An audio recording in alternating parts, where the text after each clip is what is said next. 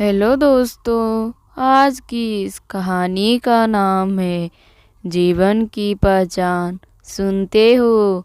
आज एटीएम से 10,000 निकाल कर ले आना। राशन नहीं है घर में।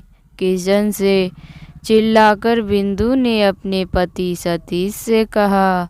सतीश बाथरूम से निकलते हुए झुझलाते स्वर में बोला, फिर से रुपए? अभी 10 दिन पहले ही तो 12,000 निकाल कर लाए थे। तुम क्या सोचते हो मैंने सारे पैसे उड़ा दिए? खर्च कम है क्या? तुम्हारे घर के बेटे के ट्यूशन में 2,000 चले गए, दूध वाले के 2,000, डॉक्टर की फीस में 1,200। तुमने भी तो 4,000 लिए थे मुझसे सेठ का उधार चुकाने को। इस तरह के दूसरे छोटे मोटे खर्चों में ही 10,000 तक खर्च हो गए। बाकी बचे रुपए फल सब्जी आदि में लग गए।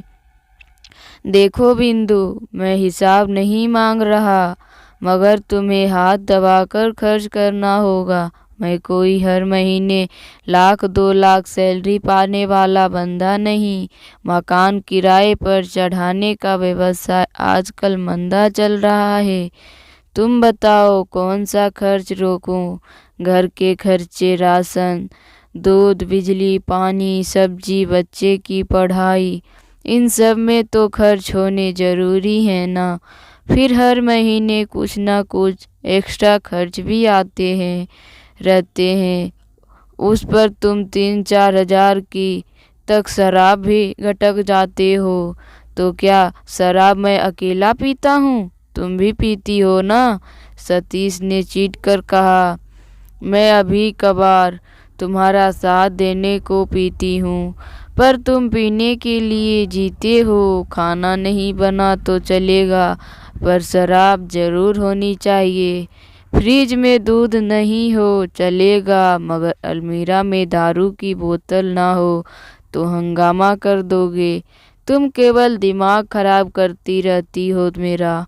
मैं ले आऊँगा रुपए, कहकर सतीश भुनभुनाते हुए बाहर निकल गया। ऐसे झगड़े बिंदु और सतीश के जीवन में रोज की कहानी है। मध्यवर्गीय परिवार में वैसे भी पैसों की किचकिच हमेशा रहती ही है। सतीश शराब में काफी रुपए फेंकता है।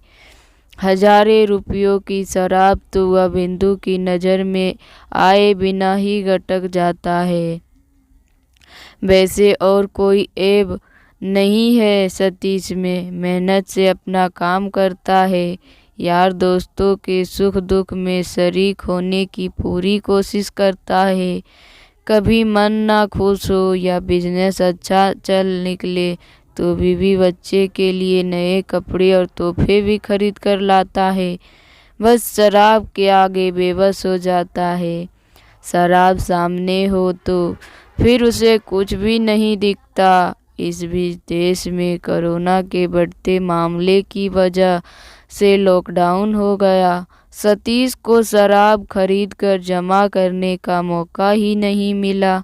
शराब की जो बोतलें अलमीरा में छिपा कर रखी थी, उनके सहारे 20-25 दिन तो निकल गए, मगर फिर सतीश को शराब की तलब लगने लगी। शराब के बिना उसका कहीं मन नहीं लगता। वैसे भी रोजगार ठप पड़ा था, प्रॉपर्टी बिजनेस शून्य था। उसके पास मकान और ऑफिस तो था, पर नकदी की कमी थी। वैसे आ नहीं रहे थे, बैंक से निकाल कर किसी तरह घर का खर्च चल रहा था। तीसरे लॉकडाउन के दौरान शराब बिकने की शुरुआत हुई तो सतीश खुश हो उठा। पहले दिन तो 2-3 घंटे लाइन में लगकर उसने अपने पास बचे रुपयों से 4-6 बोतल शराब खरीद ली। शराब के चक्कर में उसे पुलिस की लाठियां भी खानी पड़ी। हजारों की भीड़ थी उन दिन। अगले दिन भी वह शराब लेना चाहता था। सतीश के मन में खौफ था कि कहीं ठेके फिर से बंद न हो जाए। इसलिए उसने शराब स्टॉक में रखने की सोची। रुपए पास में थे नहीं, बैंक अकाउंट में 10,000 12,000 से अधिक नहीं था। इतने रुपए तो घर के राशन के लिए जरूरी था। सतीश अपनी बीवी के पास पहुंचा और प्यार से बोला, यार बिंदु, मुझे शराब खरीदनी है। तूने कुछ रुपए बचाए हैं तो दे दो, या फिर अपने गहनों का नाम सुनते ही बिंदु फुफुका कर उठी। खबरदार, जो मेरे गहने का नाम लिया, तुमने नहीं बनाए हैं, मेरी माँ के दिए गहने हैं और उन्हें दारू खरीदने के लिए नहीं दे सकती। जाओ गटर में जाकर लेटो या शराबी दोस्तों से भीख मांगो, मगर मेरे गहनों की तरफ देखना भी मत। बिंदु की बात सुनकर सतीश को भी गुस्सा आ गया। उसने बिंदु के बाल पकड़कर खींचते हुए कहा, कलमुही, मैंने प्यार से बोला कि तू कुछ रुपए या जेवर दे दे, तो तुम्हें तुम्हारे भेजे में आग लग गई। आग तो मैं तुम्हारे कलेजे में लगाती हूँ, ठहरो। कहती हुई बिंदु गई और एक बड़ी लाठी उठाकर लाई। खबरदार, मेरे गहनों का पैसों को हाथ लगाया तो हाथ तोड़ दूंगी। तू हाथ तोड़ेगी मेरा? ठहर, अभी दिखाता हूँ मैं। सतीश ने लाठी छीनकर उसी को जमा दी। वह अपना आपो खो चुका था। चीखता हुआ उल्टी सीधी बातें बोलने लगा। तू नहीं दे सकती तो जा अपने यार से लेकर आ पैसे। यार? कौन सा यार पाल रखा है मैंने? बद दिमाग कहीं का, छीन नहीं आती तुझे? ऐसी बातें बोलते हुए, हाँ सतीश, सावित्री तो बनना मत। सारे कारनामे जानता हूँ मैं, किसके लिए सज धज कर निकलती है, उसी की दुकान पर जाती है रोज मरने। बिंदु होश खो बैठी, दहाड़ते हुए उठी और सतीश की गर्दन पकड़कर चीखी, एक शब्द भी तूने मुंह से निकाला तो अभी टेटुआ दबा दूंगी, फिर लगाते रहना इल्जाम मुझ पर। सतीश ने आव देखा ना ताव और लाठी बिंदु के सिर पर दे मारी। वह गर्दन से बिलबिलाती हुई गिर पड़ी तो सतीश ने जल्दी से अलमारी में से गहने निकाले। सामने 7 साल का पिंकू सहमा खड़ा मम्मी पापा की लड़ाई देख रहा था। सतीश ने दरवाजा भिड़काया और तेजी से बाहर निकल आया। 10 मिनट सामने की पुलिया पर बैठा रहा, फिर सोचते शुरू किया कि अब गहने किसके पास गिरवी रखे जाए। उसे अपने दोस्त श्यामलाल का ख्याल आया। मन में सोचा कि चलो आज उसी से रुपया मांगा जाए। सतीश श्यामलाल के घर के दरवाजे पर पहुंचा और दस्तक दी तो अंदर से उसकी बीवी की आवाज़ आई, हाँ जी भाई साहब, बोलिए क्या काम है? भाभी, जरा श्याम को भेजना, उससे कुछ काम था। माफ़ कीजिएगा, कोरोना के डर से वे आजकल कहीं नहीं निकलते। वैसे भी अभी तो वे सो रहे हैं, उनकी तबीयत ठीक नहीं है। अच्छा कहकर सतीश ने कदम पीछे कर लिए। श्यामलाल के अलावा सुदेश से भी उसका अच्छी पड़ती थी। वह सुदेश के घर पहुंचा। सुदेश ने दरवाजा से ही उसे यह कहकर टरका दिया कि अभी खुद पैसे की तंगी है। कोविड-19 के इस बदहाल समय में जेवर लेकर पैसे नहीं दे सकता। 1 से 2 और लोगों के पास भी सतीश जाकर गुहार लगाई, मगर किसी ने उसे घर में घुसने भी नहीं दिया और सब ने अपने अपने बहाने बना दिए। साथ ही सब ने उस पर यह मोहम्मत भी लगाई कि तू कैसा आदमी है जो ऐसे समय में पत्नी की जेवर बेचने निकला है। सतीश के पास अब एक ही रास्ता था कि वह किसी ज्वेलर से ही संपर्क करे उसने ज्वेलरी की दुकान के आगे लिखे नंबर पे फ़ोन किया। उसे उम्मीद थी कि अब काम बन जाएगा। सामने से किसी ने फ़ोन उठाया तो सतीश ने कहा, सर जी, मुझे गहने बेचने हैं। क्योंकि ऐसी क्या समस्या है जो पत्नी के गहने बेच रहे हो? कौन हो तुम? सर जी, मुसीबत में हूँ, रुपए चाहिए इसलिए बेचना पड़ता है, बेचना चाहता हूँ। सारी मुसीबतें जानता हूँ मैं। तुम्हें लोगों के ज़रूर दारू खरीदनी होगी, तभी पैसे चाहिए। सरकार ने भी जाने क्या क्यों ठेके खोल दिए। पैसे नहीं तो भी दारू पीनी इतनी ज़रूरी है? हाँ जी, ज़रूरी है। और फी में रुपए देने नहीं कह रहा, गहने लो और पैसे दो। सतीश भी भड़क उठा। समझा क्या है तू ने बेवकूफ़? पूरा देश कोविड-19 से लड़ रहा है और तुझे अपनी तलब बुझानी है। जिंदगी में कुछ अच्छे काम भी करने चाहिए। कभी देख, गरीबों के बच्चे को 2 रोटी के लिए तरस रहे हैं और दूसरों को भला करने के लिए रुपए मांगता तो तुरंत दे देता, पर तुझे तो सतीश ने फ़ोन काट दिया। इतना उपदेश सुनने के मूड में नहीं था। वह हताश होकर वापस घर की तरफ लौट चला। कदम आगे नहीं बढ़ रहे थे। अपनी बेचारगी पर गुस्सा आ रहा था। इस महामारी ने जिंदगी बदल दी थी उसकी। वह घर पहुंचा तो देखा कि दरवाज़ा खुला हुआ है। अंदर बेटा एक कोने में बैठा रो रहा है और बिस्तर पर बिंदु बेसुध पड़ी है। उसके हाथों में नींद की गोलियां की डिब्बी पड़ी थी। 2-4 गोलियां इधर उधर बिखरी हुई थी। बाकी गोलियां खाकर वह बेहोश हो गई थी। सतीश की काटो तो खून नहीं निकलती, ऐसी स्थिति हो गई। उसने जल्दी से एम्बुलेंस वाले को फ़ोन किया। बेटे को कमरे में बंद कर खुद बिंदु को गोद में उठाकर बाहर निकल आया।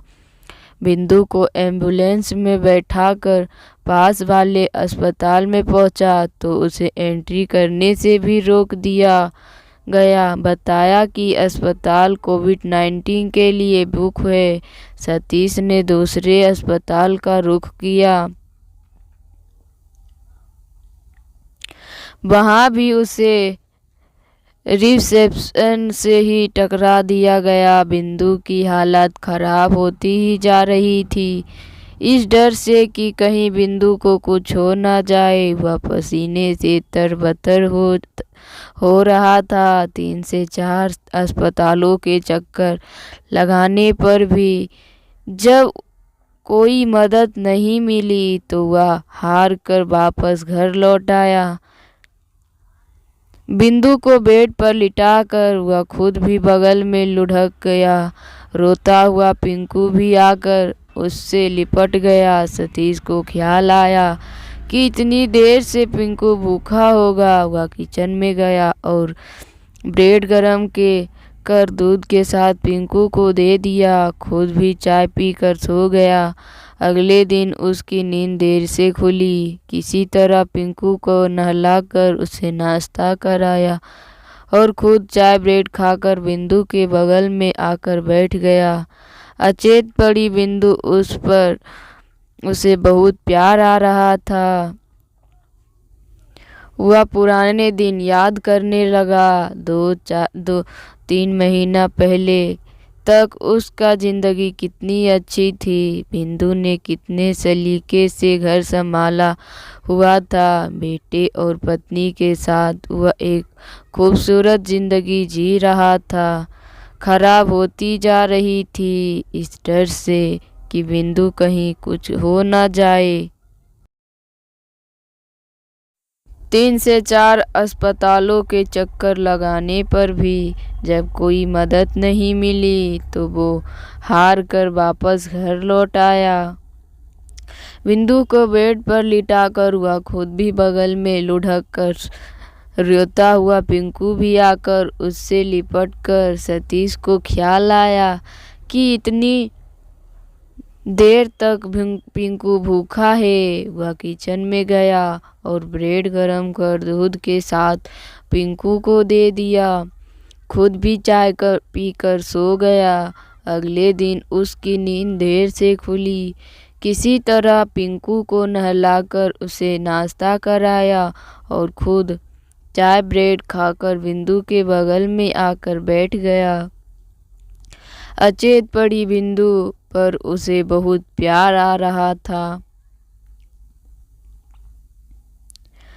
वह पुराने दिन याद करने लगा। 2-4 महीने पहले तक उसकी जिंदगी कितनी अच्छी थी। बिंदु ने कितने तरीके से सलीके से घर संभाला हुआ था। बेटे और पत्नी के साथ वह एक खूबसूरत जिंदगी जी रहा था। मगर आज बिंदु को अपनी आंखें के आगे अचेत पड़ा देखकर मन में तड़प उठ रही थी। बिंदु की इस हालात का जिम्मेदार वह खुद था। दारू की लत में पड़कर उसने अपने सुखी संसार में आग लगा ली थी। कितना बेबस था वह। कितनी कोशिश की कि बिंदु की जान बचाई जा सके, मगर हर जगह से निराश और बेइज्जत होकर लौटना पड़ा। कितनी दयनीय स्थिति हो गई थी उसकी। बिंदु का हाथ पकड़ते हुए वह उसके सीने पर सिर रखकर रोने लगा। तभी उसे लगा जैसे बिंदु के शरीर में कोई हरकत हुई है। वह एकदम से उठ बैठा और बिंदु को आवाज़ देने लगा। बिंदु ने किसी तरह आंखें खोली और पानी कर फिर से आंखें बंद कर ली। सतीश दौड़कर पानी ले आया। 1-2 घूंट पीकर बिंदु फिर सो गई। शाम तक सतीश बिंदु के बगल में यह सोच कर बैठा रहा कि शायद वह फिर से आँख खोलेगी। शाम 5 बजे के करीब बिंदु ने फिर से आंखें खोली। सतीश ने उसे तुरंत पानी पिलाया। अब वह थोड़ी बेहतर लग रही थी। सतीश उसके लिए संतरे और अनार का जूस बना लाया। बिंदु की स्थिति में और भी सुधार हुआ। वह किसी तरह उठकर बैठ गई। पिंकू को सीने से लगाकर रोने लगी। सतीश ने अलमारी से दारू की बची हुई बोतलें निकाली और बिंदु के आगे ही उन बोतलों को बाहर फेंक दिया। फिर वह बिंदु को गले लगाकर रोता हुआ बोला, बिंदु मुझे मेरा खुशहाल परिवार चाहिए, दारू नहीं। बिंदु हौले से मुस्कुरा उठी। हाथ सतीश को असली सुख की पहचान हो गई।